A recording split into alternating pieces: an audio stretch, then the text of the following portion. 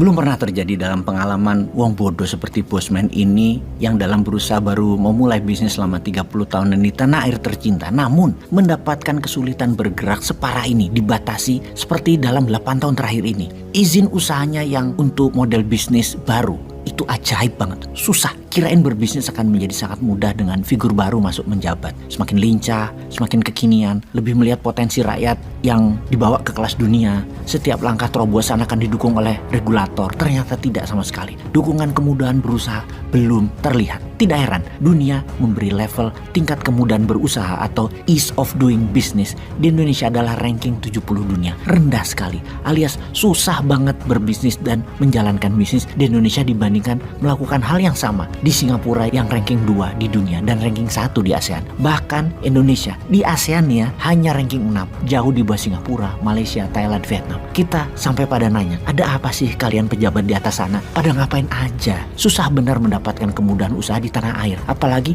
bisnis Anda mendistrupsi. Ciri mendistrupsi itu pasti melawan regulasi. Karena yang Anda disrupsi kan pasti model bisnisnya. Anda ubah supaya sesuai dengan kebutuhan pasar. Disrupsi pasti tidak ada sebelumnya. Sementara di Wakanda harus ada referensinya, harus ada modelnya yang sudah terbukti jalan.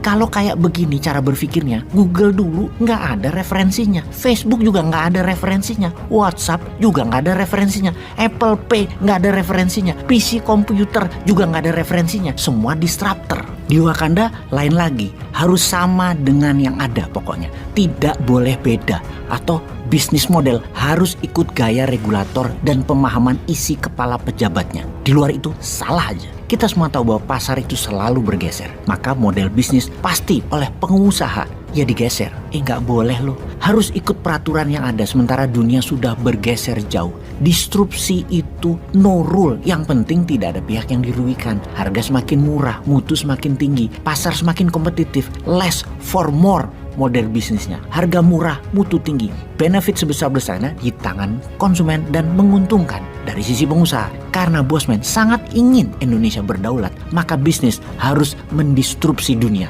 Ini yang jadi masalah selama ini, gak ngegas kenceng. Ya gara-gara pejabatnya banyak yang belum kelas dunia. MMT dan Bosman mengambil aliran disruptor dalam bisnis. Jadi bisa dibayangkan beberapa persoalan ke depan apa yang akan terjadi. Misalnya salah satu bisnis Bosman yaitu power bank untuk rumah. Pasti juga akan jadi pembicaraan dan pasti akan mendapatkan hambatan dari regulator atau BUMN. Percaya, mau taruhan, power bank yang Bosman promosikan ini bukan power bank yang dipahami oleh regulator juga oleh akademisi bahkan. Bukan seperti apa yang pendapat umum memahami apa itu arus listrik dan daya listrik seperti pemahaman umum. Baterai yang biasanya arusnya adalah volt, direct current atau DC. Power bank baterainya yang Bosman promosikan arusnya AC, alternatif current, bukan DC. Karena itu bisa nyalain listrik rumah, nyalain pabrik, nyalain sekolah, nyalain pesantren. Karena berarus alternatif current atau AC. Masuknya DC, keluarnya arusnya AC. Masuknya volt, keluarnya watt. Kok bisa? Ya itulah teknologi karya anak bangsa. Gak berkaca dari pelajaran kampus dari Harvard kayak dari Illinois kayak atau dari Wuhan.